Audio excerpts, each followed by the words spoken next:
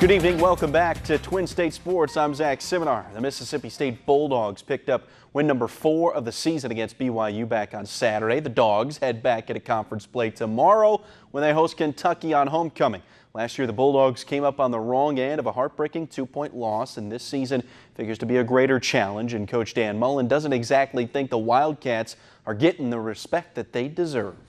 They're a play away, really, from being undefeated. Probably should be, just one mental mistake after really dominating a game. They should be undefeated coming in here right now in a top 25 team easily nationally.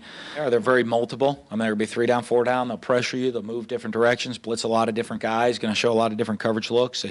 They got a lot of length on the outside at the corner position. So, they pose some unique challenges in with how multiple they are. The Dogs will look to stay perfect at home this season, 3 o'clock on the SEC Network. Well, the onus, it's always on, starting strong and finishing strong in whatever sport you participate in. And on Thursday, that's what the MSU soccer team did en route to their win over Georgia. The Maroon and White struck just 15 minutes into play to grab a 1-goal lead before scoring 2 goals in the game's first 11 minutes of the second half to pick up their second SEC win of the year and leave Georgia winless in conference play. Brooke McKee scored twice for the Dogs, and Michaela Waldner chipped home the third and final goal of the game. Catalina Perez was stellar in goal for the Bulldogs, making 4 stops. Her 5th shutout of the year. State will be back on the field Sunday at 4 p.m. against Ole Miss in a game that'll be televised on the SEC Network.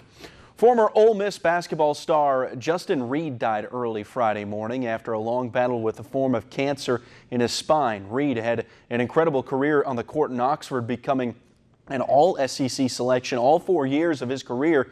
He was also twice a candidate for the Wooden Award of the year. His best individual season, that came when he averaged 18.5 points per game. The Celtics, they drafted Reed in 2004. He'd go on to play 4 years in the league with the Celtics and T-Wolves. He was just 35 years old. New Orleans Saints defensive end Cameron Jordan has been fined over $12,000 for his slam dunk celebration that left the goalpost rattling. In the Saints' 52-38 win over the Lions on Sunday, Jordan celebrated after he scored his first career touchdown off an interception right there.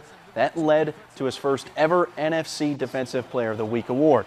Saints tight end Josh Hill, he was also fined $24,000 for an unnecessary roughness penalty.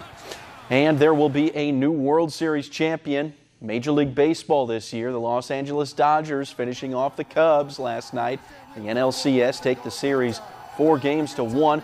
The Dodgers held a 2-run lead before exploding for 5 runs in last night's 3rd inning.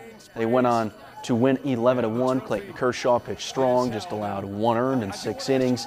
Cubs, they never got to LA's bullpen. It'll be the Dodgers against either the Yankees or the Astros in the World Series. It's the first time the Dodgers have been to the series in 29 years. Well, it's exciting to see them go. It's exciting to see them celebrate. I always like those. It doesn't matter. The champagne baths. Yeah. And some people think they do it too much, but you play 180 games, counting the spring training. You deserve that. You've earned it. You've earned it big time.